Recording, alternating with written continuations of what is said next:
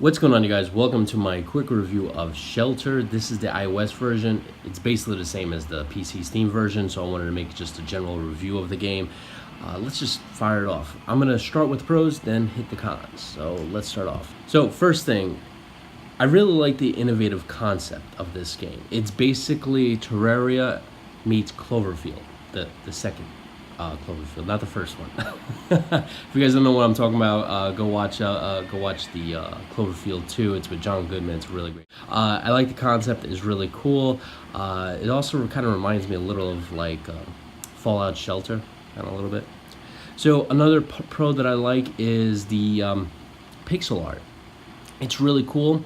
As you can see, like we just saw a transition going from day to night. I really like that. That's really cool. It's not too detailed, but it's not too Mario Brothers kind of thing. It's just right. I like it. Third is the crafting system. Let me show you the craft. Okay, so crafting system is actually pretty cool. It's not huge. It's not like Fallout kind of huge, but it has a couple of tiers. You can get like traps. You can build showers, bunk beds, and really cool stuff. So it's not as deluxe as many other games, but it is good. I like it. It works. The other thing that I like in this game is this part here. Now this is really cool. So in this game, you can set up an expedition to to any part of this massive map here. As you can see, there's lots and lots of locations to send someone to. So I could have him go there. Obviously, I don't have enough water, but I could probably clear off. What if I send him there? So I could actually send him all the way out to the wastelands. I like it because it adds a lot of depth to the game. You have to actually search for food, supplies to kind of keep your family kind of running down here, and making sure the generator works.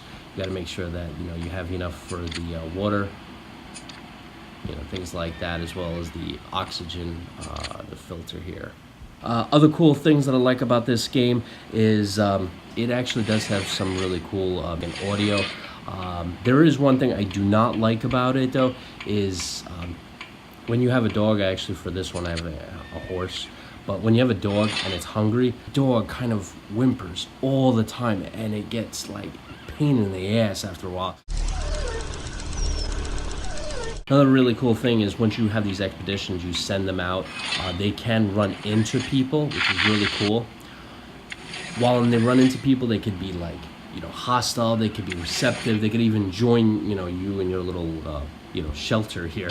So that's actually really cool. Starting with the cons here. First one is there's too many people to micromanage. I have, I think I'm down to, all right, I have 4 people. I have the girl here, I have the guy, the mom is out doing transmission, leave the items, whatever. And you have the kid. And you have to monitor their food, their thirst, their sleeping. You even have to tell them you use a latrine, which is kind of crazy. And then on top of the shower and then other stuff. It's a lot to manage for a family, on top of getting supplies, on top of getting food, on top of repairing stuff. It becomes a lot. So yeah, it's no joke. Other things that are cons, I don't like the zooming system. So pinch in, pinch out. It's not smooth. I would like a kind of zooming part where it's like maybe half of this, not all the way out and not all the way this in, kind of like medium. I wish they would implement like a Google Maps system, which would be a little bit, more efficient, I think. Anyway, pets. I haven't kind of went too far into the game, so I don't know what they really do, honestly. So I don't know if I could use pets to kind of explore. Otherwise, they're kind of useless because the dog doesn't really do anything. The horse really doesn't do anything besides me feeding it and medicating it. It doesn't really do anything. I haven't found a use for it yet. Maybe down the road I will, but right now I just feel they're kind of useless. Also, 2 other big cons that I'm not that crazy about. The first one is characters have no depth.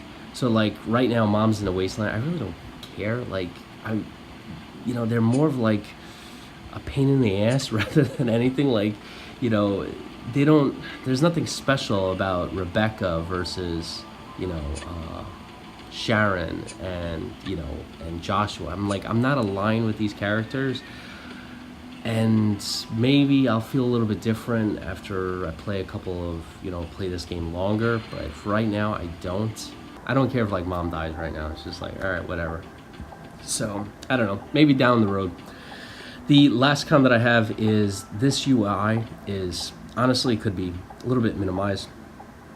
It's a little bit too big, honestly.